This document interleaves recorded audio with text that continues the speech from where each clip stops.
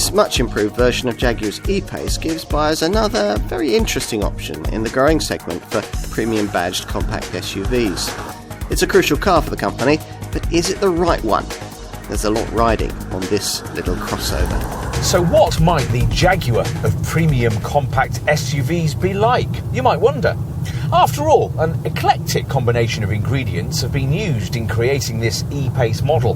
Most of its underpinnings are derived from smaller Land Rovers, which means the need for a steel platform rather than the lighter aluminium structure used in the brand's larger F-Pace SUV. But that platform's been embellished with this revised model, now incorporating the company's electrified PTA, or Premium Transverse Architecture chassis, which makes possible the installation of a fresh range of mild hybrid, petrol and diesel engines, also shared with the Evoque and the Discovery Sport. The base D165 diesel unit isn't electrified and comes only in manual front-driven form. Otherwise, though, all E-Paces have automatic transmission and 4 driven wheels.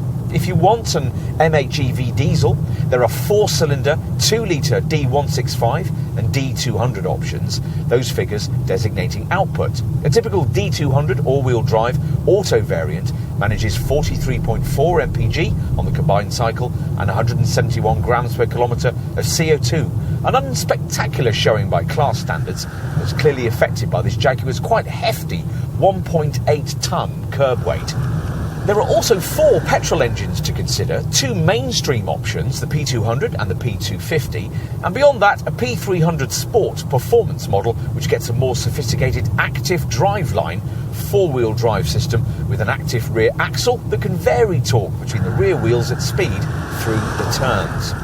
That only leaves the priciest P300e plug-in hybrid variant we're trying here, which uses a 3-cylinder, 1.5-litre PHEV petrol-electric plug-in power plant, paired with an 8-speed auto gearbox.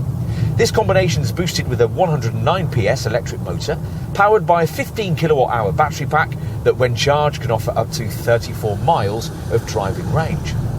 Whatever power plant you prefer, Jaguar's optional adaptive dynamics variable damping system is well worth paying extra for. Without it, there's no way of influencing the improved, but still occasionally rather over-firm ride. This works through the various settings of the Jaguar Drive Control driving mode system, which allows you to tweak steering response, throttle feel and gear shift timings. In this revised model, the steering's now a little more feelsome, and highway refinement has improved too.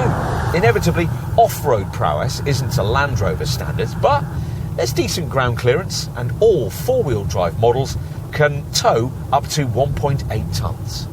Where rival brands merely shrink larger models to create some more compact SUVs, Jaguar opted to create something quite different with the E-Pace. This, according to the Coventry company, has always been the sports car of its class. It certainly has much more of a purposeful look than most of its rivals, especially in this lightly revised form. And that's all thanks to what the designers claim is inspiration borrowed from their F-Type sports car.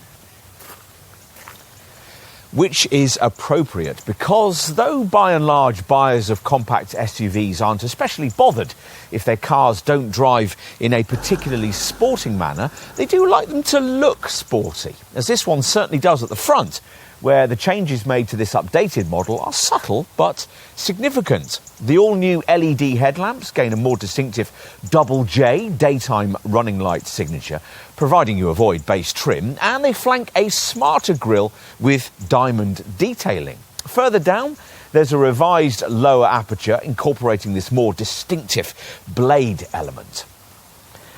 Move to the side, and if you happen to be familiar with Jaguar's mid-sized F-Pace SUV, the reduction in size of this E-Pace will be particularly obvious.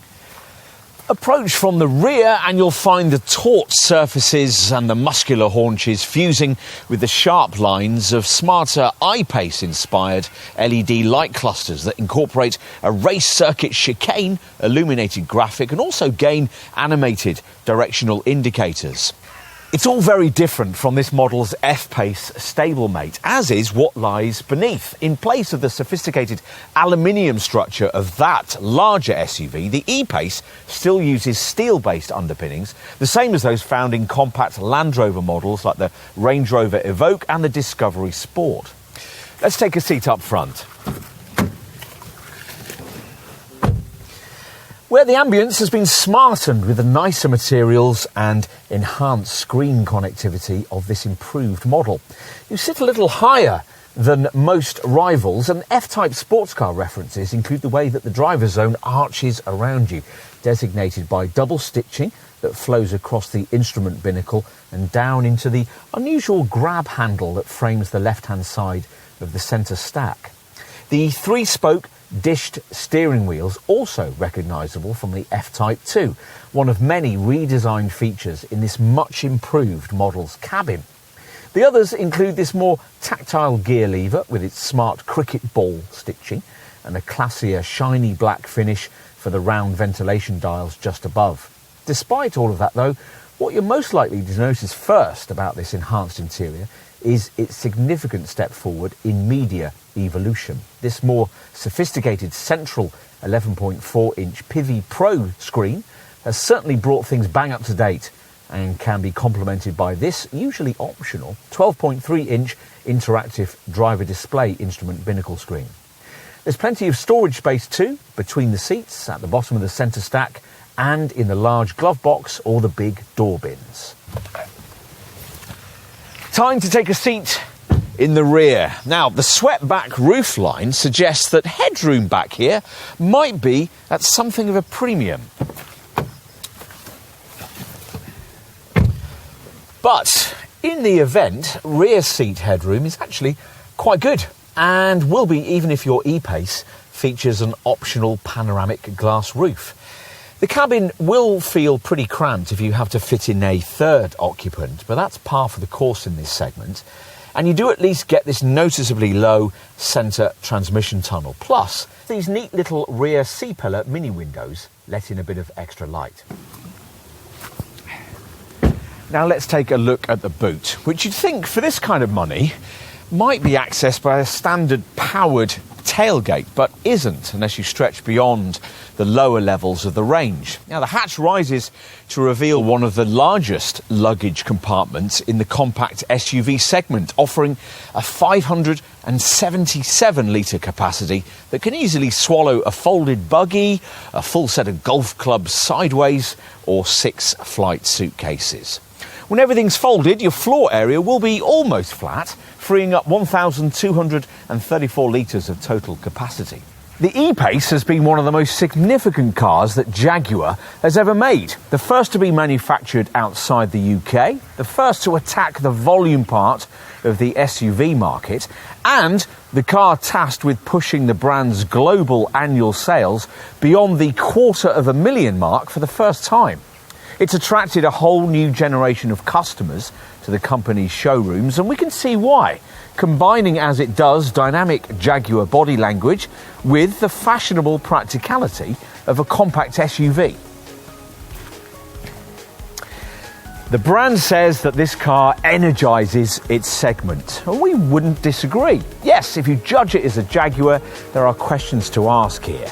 If, though, you analyse this model's merit as a compact SUV, you'll find there's a lot to like.